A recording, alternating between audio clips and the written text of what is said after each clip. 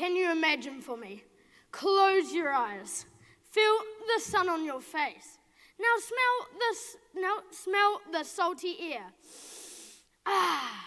See ahead of you the clearest days and bluest waters. Now tell me you do not know what this is. Well, it's the beach, and this is why I love it. As soon as we arrive, the smell of salty air instantly hits my nose, making me want to skate, surf, or just swim. As soon as I unpack, I head down to the skate park or the beach for a nice cruise. As I'm standing here talking to you guys, I just want to skyrocket off to my local beach, Whitianga. This is located in the Coromandel, and in my opinion, it's the party central. Or, well, maybe I just think that, because I live next to one of only 2 pubs in the area. This one with loud music and drunk people raving the streets. Otherwise, I like to rave the streets myself. Having a good time at the beach is a must for me, because let's put it like this. If you're just miserable and not having fun your entire life, what's the point in living? Now that's just sad. So, how do you have a good time? Well, doing anything you love or like. Anything that's legal. Sometimes. My favourite haunt is the waterway bridges. Here I jump off into the water. I take this to the wharf, where stingrays lurk and scare my brother. Hanging out with the friends is the best at the beach. Beach food is the best. Salty chips go with the salty air and are especially good at breakfast time. My $5 budget gets me far. Well, what do I buy with my $5 budget? You might ask. Let's think. Maybe some $2 chips, I don't know, some lollies, and even an ice cream, because as we all know, it gets pretty hot in the summer. That leaves me with a gold coin tomorrow. Or maybe I should redo my maths, because that was $6. Last time I was at the beach, I hung out with one of my friends. We put our hands on a dartboard and threw darts at each other. That scared me silly. And as you can imagine, he was a good aim, because I still have all my fingers. Well, I guess he was a good aim, sorta. If I haven't persuaded you guys already why the beach is the best place on earth, well, I'll give you some more fun facts. So, when you eat chips or anything you love to eat at the beach, it releases dopamine in your brain. This makes you feel happy. So if you're like me, you should go to the beach and get some salty chips.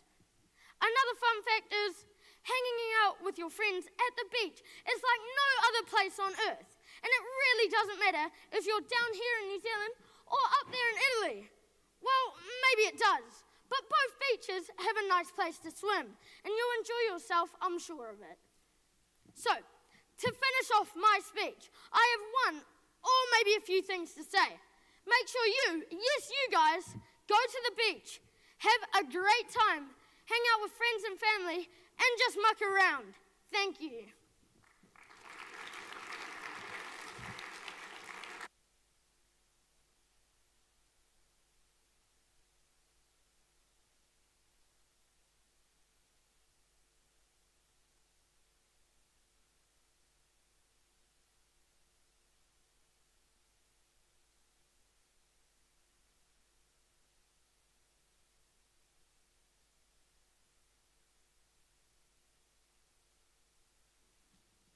Is it on button? Is that working? Yeah. Oh, wow. Okay. God.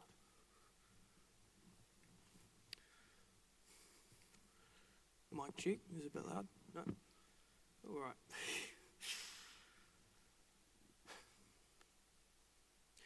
When you change the way you look at things, the things you look at change. An amazing sentence, I know, and a great quote from a very wise man, Dr. Wayne Dyer. Another from Albert Einstein, saying, the biggest decision we make in our lives, the biggest, coming from Albert Einstein, is whether we live in a friendly or hostile universe. A universe filled with love and happiness, or a universe filled with hate and anger. We decide this for ourselves. We make our own reality. We create the life that we live in. If you believe the world is full of hate and anger, that is all you will see. What a lot of people don't actually realize is that we make that choice. It is our choice, not the person next to you, not your neighbors. It is our choice on what we see. If you believe that we live in a hostile universe, that's all you're going to let yourself see. You'll forget everything good in your life in your pursuit to only notice the bad. Why is it that we are being fed negativity from society on a silver platter? We are being handed it right to us, spoon in our mouth, choo-choo train coming right in, negativity. Why is that not positivity? Why is that not happiness? Your mind is a powerful tool, more powerful than we ever give it credit for. It can do some amazing things. And we so often are trying to find answers outside of ourselves when the answers are in here and in here. I want to give you an example used by Dr. Wayne Dyer. Now, you're in your house one night and the power goes out, complete darkness. So you drop your keys as you're fumbling around looking for the door. So you're looking for your keys and you can't find them. And then you look out the window and see there's a light on outside, the street light. And you have the great idea, hey, there's a light on outside. Why am I going to mope around in here looking for my keys when there's a light on outside? So you go outside into the light and start looking for your keys. Eventually your neighbor, your friend, comes around and says, hey mate, what are you doing out here? And you tell him, I'm looking for my keys. So he helps you out. And eventually he asks you, well mate, where did you actually drop your keys? So you tell him, well, I dropped them inside. Now this may seem absurd, this may seem stupid. Some may even use the word retarded, but it is a scene. It is something that happens every single day. We go outside of ourselves. We go outside our house. We go somewhere different to look for answers, to help ourselves. There is no way to happiness. Happiness is the way. As we're young, we are given a telescope that points in the direction that we see. And this is all we are ever going to see. Right? And as we're young, we are told, we are helped, we are pointed where to see. We are shown the good and we are shown the bad. But as we get older, we constantly forget this. And our telescope drifts to the bad as the media is feeding it to you, putting it in your mouth, that silver platter right in front of your nose. It is feeding you negativity. And so your telescope looks that way. It looks into that negativity, into the evil of the world, into the dark depths. When there is actually love in this world, there is peace, there is happiness. So why do we so constantly look at that darkness? Why has that darkness become a part of our everyday life? Now there is some culture that started in our society that it is hard to move that telescope, that it might be rusted, that it is hard to move to see the good. When I'm here to tell you that that is absolute rubbish. It is not hard to move that telescope. Because unlike what the media says, you don't have to move some big leap. You don't have to start looking at the sun after looking at the moon.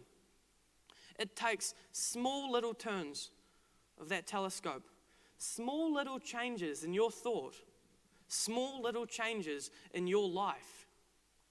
And these small little changes lead to something big, lead to something greater, lead to the goodness. Thoughts lead to actions. And so often, if our thoughts are bad, we'll lead to negative actions. As you think, so shall you be. 7 little words with such great meaning, such power passed on from generations of no known creator. And once you take that to heart, once you realize that what you think is what you become, you start to think more carefully. You start to worry about what you're thinking about. Because now, why would you want to think of anything bad? Now, why did you want to think of anything evil if that is what you become? You start thinking about good. You start thinking about happiness. And then you can start watching your world change. For it is the root of all depression, anxiety, fear, your thoughts. It all comes from up here. The thought that you're going to get hurt, that you're not good enough, that other people don't like you. Yes, I said that you're not good enough for yourself. That thought, that one single thought brings you down. One thought, how powerful they can be. One single thought that brings you down.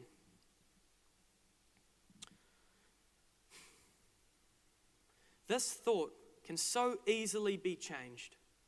This single thought of angriness, of unhappiness, so easy to change. Because as I said, the mind is a very powerful tool. Instead of waking up in the morning saying, oh, I had a bad sleep, oh, I don't want to go to school today, I don't want to go to work today, I've had a long weekend, change that thought.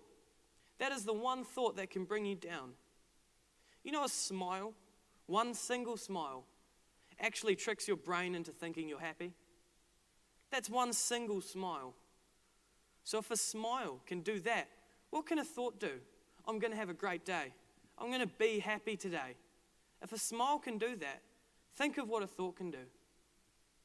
Change your thoughts and watch your life transform. Thank you.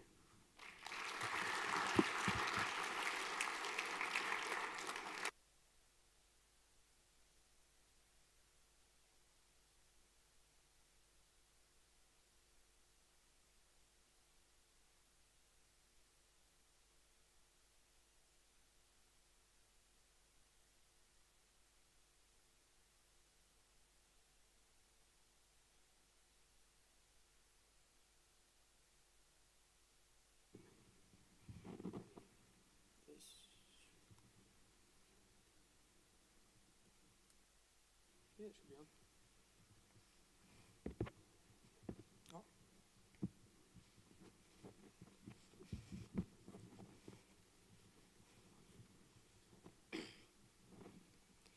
In the beginning, there was nothing. And then, there was comics. The two reigning brands, one earth, one sky, face it off to this day to show that one is better than the other. Then this is where I come in. I'm here to prove to you that Marvel is better than DC. Our story starts in America of 1934, where a man named Malcolm Whelan Nicholson decided to make a comic company named Detective Comics, DC for short. But another 5 years later, a rival company came along named Marvel and came out with their first comic in the form of Timely Comics. Now, to my first point, is the amount of characters that DC have stolen from Marvel. Yes, I hear what you're saying. Marvel was made after DC. This does not mean they have stolen everything from Marvel. Yes, Marvel may have stolen a small amount of things, but this does not mean that they've stolen everything from Marvel. And that's what I'd like to touch on.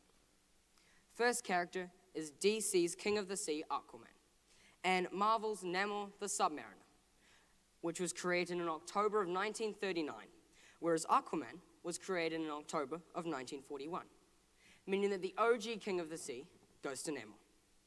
Numero 2 is Bumblebee's DC stinging friend, which in fact was a ripoff of Marvel's own Wasp. They both have wings and black and white costumes. But one was made in June of 1963, and the other was made in December of 1976. There is a lot more characters, but my speech does have a time limit, so on with the show. Now, we come to the movies, where Marvel thrive with movies like Avengers Endgame, which earned a huge box office money, which earned $2.798 billion US dollars, which is in New Zealand dollars about $4.2 billion. Whereas DC's highest box office movie is The Dark Knight, with only $1 billion US dollars. I mean, $1 billion less than Endgame. That's a lot of money. And I think that's just another point to being Marvel just a bit better. But I do have to be honest here. The DC TV shows are a bit better. I mean, who has never seen the Batman ever in their life? But the Spider-Man theme does rival that. With the Spider-Man. I mean, who has never heard that in their life? Come on. Now to the people. So I came pre-prepared and surveyed my class, including my teacher. So in the end, 79% of my class liked Marvel more than DC. So that means I have most of my class on my side. Now for the end game, or doomsday as you DC fans would say. I hope that I showed all you DC fans that Marvel is just a teeny weeny bit better than DC. But I must say, Marvel would not be who they are without DC.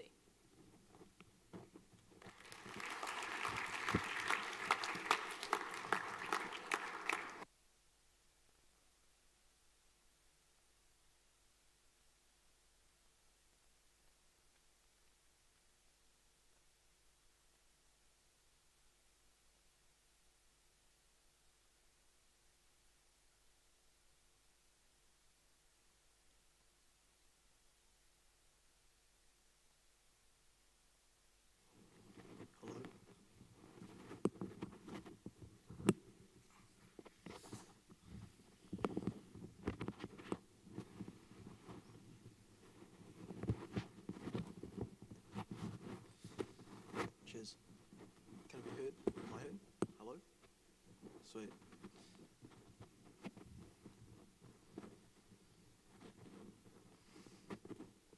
COVID-19. For many, COVID-19 was not just a virus. It was more like a meteor hitting us out of nowhere, and it hurtled New Zealand into the unknown. People unsure if they were going to be able to pay their next bills, buy the groceries, business owners making the hardest decisions of their life, laying off their own workers. Lucky enough, the government came in with a wage subsidy, but this was only a short-term solution. Ladies and gentlemen, I'm not here to talk about the past, I'm here to talk about the future and to introduce you to the idea of universal basic income. Many people slander this idea for a socialistic ideal, but that is completely untrue. People forget to see our current broken welfare system, which incentivizes people to stay poor. If you work over 20 hours on our current welfare system, 90% of your benefit is cut. If you get over a certain salary, your community services card is taken off you. And this is all just for an extra few dollars. What if I told you no longer does New Zealand need this broken welfare system which hurts the poor and puts them in a welfare trap, and we spend millions on unneeded bureaucracy? What if I told you we can have a modern welfare system, one that helps all New Zealanders? That is a universal basic income. And what it is $1,000 for every New Zealander when you turn 18. This makes sure that everybody is equal in the government's eyes and makes sure that everybody has a fair go. And when I tell this idea to people, they normally say to me, Lawson, they'll just leech off the system. They'll sit at home and smoke crack. Well, I just think that's completely untrue, and I think it comes from a place of privilege. When people say this to me at school, I say to them, look at the school we come to. That perspective comes from a place of financial security. Most of us in this room have never had to worry about if we were going to be in our same home for the next month, if we were going to have tomorrow night's dinner. For thousands of New Zealanders, they worry about these things. And I think that that is a ridiculous argument that they'll sit at home and smoke crack. So my question to all of you is, name me one person that leeches off the system. Name me one person that seriously sits at home and smokes crack. Because when I was faced with this question, I had an epiphany. I realized that I came from a point of privilege, and that was wrong. Now, if you're still in that mindset, that's okay. I'm here to convince you. So I want you to put yourselves in the shoes of a young boy. He's living at home and he's not very well off. And he has 3 adults in his home. With the universal basic income system, that would mean $1,000 for those adults. $3,000 a month to put towards something that could change their lives. They could buy a new heater, something that we take for granted. It would make their home warmer, safer, drier, a better place to live in. It would also make them able to go and buy the groceries they need to make their son have a healthy food life. Because we have a massive problem with obesity, and it's normally within our poorer communities. A UBI would help tackle that problem head on. And I want to remind you all that this is on top of their wages. So we stop the stigma of people living check to check, not knowing if they're going to be able to pay their rent. It gives them all financial security, which we need. And in the government's eyes, it makes them all equal. And a quote I love is from Bernie Sanders. He says, "A nation will never morally or economically survive when so few have so much and so many have so little." Take a think about that quote. A universal basic income also promotes entrepreneurship. For so long, we have people that are buying into businesses instead of creating their own ideas and getting out into the market. With $1,000 a month, that's enough to start up your own ideas and businesses, which is exactly what you need. A universal basic income is a safety net for all people in New Zealand to make sure that they have financial security from the government. It stops the benefit fraud. It stops the bureaucracy that we spend millions on and don't need. And now you're probably wondering, Lawson, how are we going to pay for this? That's just billions of dollars. And now I will tell you. 33% flat tax for everybody in New Zealand, but you don't pay any tax on your first $30,000 of income. Yes, that's right, no tax for $30,000, making sure even the people on lower wages have a place in New Zealand and can still survive. Equality is what this country will thrive off. No, people don't stop working and leech off the system. They work harder to provide for their families, to make sure that they can spend on the things they need. And with a recession looming right around the corner, that is exactly what we need. A universal basic income is about prosperity, it's about innovation, and it's about equality. And New Zealand will be on the world stage if we implemented a universal basic income. And we could lead the world in starting it. Because with automation right around the corner, that is exactly what we need. People will be losing their jobs, and we need the government to make sure that they are there to help them. And no matter how powerful you feel, no matter what you think your social status is here, we all come here the same way and leave the same way. We all come here by birth, and we all leave by death. And in Mother Nature's eyes, we are all equal. Thank you very much.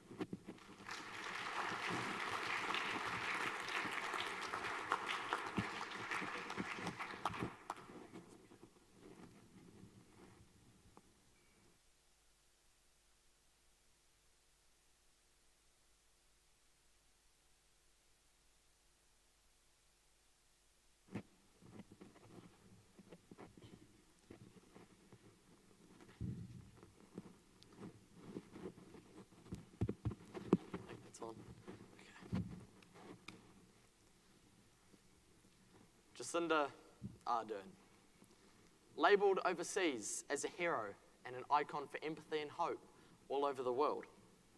But is she really? In 2017, she promised to change New Zealand for the better, to make sure we could achieve our best and most successful selves. But has she lived up to what she said? Labour, led by Jacinda Ardern and her so-called three-man cabinet, haven't actually delivered on what they said they would. As New Zealanders, we want a government who can deliver, but this government has failed us. I will be stating why Jacinda Ardern and her team of 46 MPs have failed New Zealanders. On the 20th of August 2017, Labour launched their campaign, and on the 26th of October, Labour would enter power to start the, quote, most delivering term in this country's history. That was a quote by Ardern on the day where she also talked about her child poverty goals, stating, "I want to build a country where every child grows up free and is filled with hope and opportunity." Labour has only made child poverty worse. The number of children in poverty has increased drastically, with the list going up 22% to 328,000. Domestic violence has also been a problem, with calls to the police going up 18,000 since 2018. Women's Refuge is struggling with the number of people coming in their doors for help, with 61,328 kids and women coming in their doors. More children are now being removed from their homes due to abuse, but now more children are falling through the cracks of the system. Another one of Labour's key promises was KiwiBuild. Labour promised to build 16,000 houses in their first 3-year term. She assured us that that would be done, and she still assures us to this day. She said she would just get in there and build more houses. Well, how's that going? I can tell you, not well. As of the 31st of November 2019, like all my statistics, before the COVID-19 pandemic struck, she had built 602 houses. That's just under 4% of all the promised houses. And Labour also promised to reduce the housing waiting list, but no houses have been built, so the list has tripled. Rent has also increased by $50 a week. These are all failures from her team who can, quote, talk the talk, but can't walk the walk. She also assured us that Phil Twyford would be able to get the job done. That was another blatant lie. As of the 31st of October, he has been dropped from Cabinet for these shambles and is also the cause of my next point. New Zealand has one of the worst transport systems of any developed nation. So when Labour promised new and efficient systems in Auckland and across the country and more development to our clogged and unusable motorways, people jumped at the offer. Ardern stated that, quote, light rail in the Auckland CBD to and from the domestic and international airports would be completed by early 2021. Like most of her promises, this was just a lie. This was just a bribe. Shovels are still on the shelf collecting dust, and we're still waiting for Labour to not be in Labour, but to in fact do some hard labour. So has she done enough? With the mosque shooting, White Island and COVID-19, sure, she's had some speed bumps, but that shouldn't stop her and her team running and developing our country for the better. So over lunch, over the next couple of days, over the next couple of years, I want you to think about one thing. Will I be up here giving the same speech in 3 years' time? Thank you.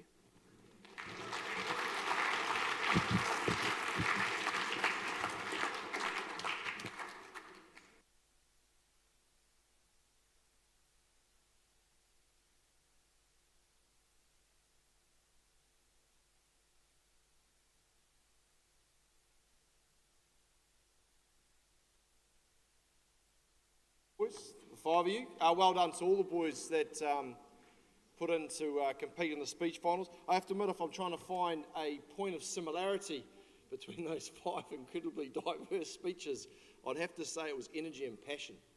I think all 5 of you really did project yourself, your topics, really well. I felt like you weren't just talking about a topic I've arbitrarily picked, but it was actually, it meant something to you. From you, Gianni, and the beach, and obviously the power of emotion, the joy you get out of that, and the senses that arise. I don't know about the game with the dartboard and the fingers, though. I think that's probably something you can keep yourself in the old beach. From Jackson, I have to admit I hadn't heard that quote, but I've written it down. There is no path to happiness. Happiness is the way. I don't know if I got that right, but I thought it was pretty profound. The power of the message, the power of the mind. But again, delivered with a real sense of what you're talking about is right. All 5 of you had that same sort of sense. Who have we got next? We've got Jack Walsh, the debate between Marvel and DC. An age-old fight. You know, it's similar to the Ford versus Holden, the Coke versus Pepsi. There's so many layers to that argument, and I know probably a topic that is quite passionate for all of you guys. And then the two budding politicians, Lawson and Ryan. I don't know. Funnily enough, I was literally in the Beehive last night. The school, through Agribiz, was up for an award in biosecurity. I think both of you are probably headed that way. I don't know if you were in the same coloured tie, but I think you are both headed that way. Now look, an outstanding standard. I think you boys can be really proud of how you performed. I wouldn't want to be a judge. I know they're sitting there debating away as I try to fill in another couple of minutes while they try to fill in the gaps. But no, you can be incredibly proud. So regardless of who wins, boys, I think all five of you actually take away the moral pat on the back. Staff, are there any notices? Thank you, Mrs. Lewis. I'll save Mr. Robson. Okay, so if you have been watching this and you've been thinking that this is really something that you'd quite like to get involved in, public speaking, please come and see me. Okay, so I'm in B7 or in Harrington, so come and touch base with me because there's often speech competitions and things that come up that I can get you sorted for. Okay, so definitely think about it, and if it's something that you think might float your boat, come and have a chat with me. Also, if the political side of things is something that quite interests you, come and join the debating team. All right, so we've got a thriving debating team. We made it to the semi-finals of the Waikato Schools debating this year. All right, so definitely come along to that. Watch the notices early next year because we'll do a big drive for junior debating. Your 10s, I know it's difficult for you with Tihoe in the mix, but you still certainly debate in the first half or the second half of the year. We can work around that. So if that's for you, certainly come and see me about that as well.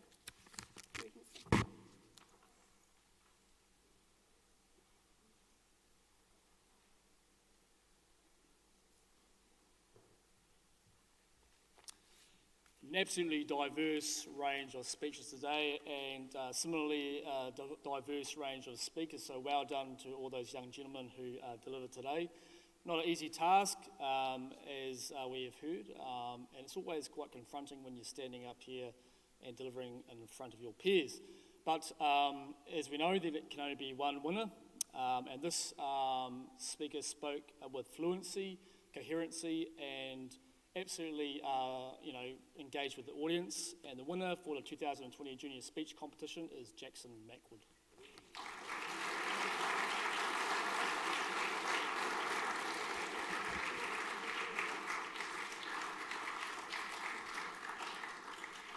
Yeah, no, look, and I suppose the real respect, the real award there is the calibre of those people that didn't take out. I think that was a really competitive competition. So well done, you five in total. Well done, Jackson. Okay, guys, that brings us to the end of the junior